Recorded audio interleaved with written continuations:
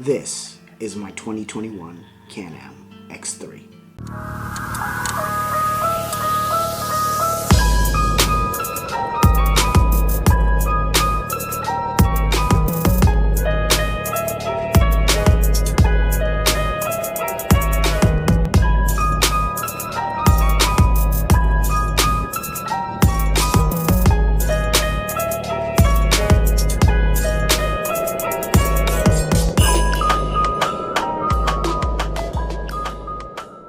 Four seasons, hundreds of miles, and enough sand in my gear to build a beach in my trailer. How's my 2021 Can-Am Maverick X3 Turbo RR Max with smart shocks holding up?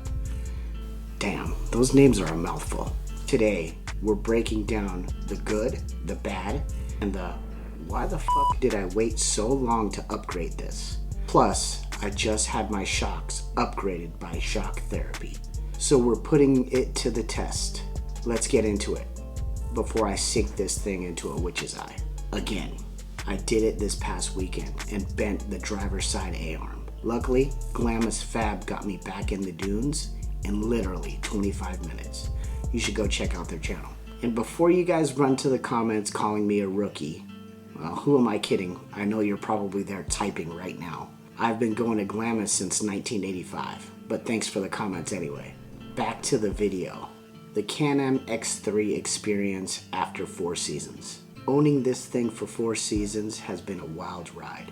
Literally. It's fast, fun, and somehow always finds a way to make me spend more money. But let's talk about what's held up and what's tried to send me back to the shop. Durability and reliability. The engine, it's still pulling hard, and it turns out 195 horsepower is a great way to stay relevant in the dunes, even with the new machines that are coming out.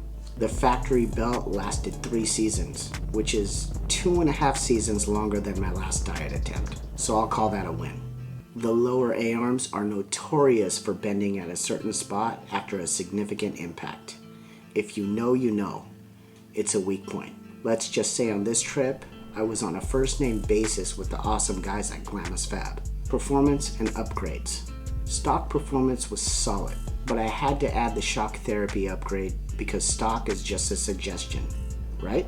The factory shock setup was decent, but the upgrade made it feel like a whole new machine. Smart shocks were good, but did they really live up to the hype? We found out this weekend. So I finally pulled the trigger on the Shock Therapy setup. Why? Because stock suspension is like a fast food burger. Good enough, but once you taste a gourmet burger, there's no going back. Now, what was upgraded? I upgraded springs and valving and rebuild because my back said, please, for the love of God, do something about this bottoming out on the whoops going up olds. Adjusted rebound and compression settings to go along with the 3 Smart Shock settings so I don't feel like I'm riding a pogo stick over whoops at 60 miles an hour. Testing in Glamis, ride quality and handling. First impressions. I swear, my X3 just went from hold on for dear life to wow, it's actually comfortable. Impact on small jumps or drop-offs? Before it felt like landing on a brick. Now it's like catching a soft high five from the dunes. Whoop sections. Does it glide over them like a trophy truck? No. Does it feel less like I'm in a blender? Yes. Hell yes. Everything just seems smoother. And that could be just because my shocks may have been ready for a rebuild. If that was the case, I'm glad I had it done by Shock Therapy. It's a pretty big improvement, but let's be real, no suspension upgrade can fix running out of talent or bad decisions behind the wheel. My final thoughts. After 4 seasons in Glamis, my Can-Am has taken a beating and kept on going strong. The Shock Therapy setup? Worth it. It's not just an upgrade. It's a marriage saver. My back is happy, my co-pilot is happy, and I'm happy. Until I find the next thing to upgrade. I'm thinking a cage.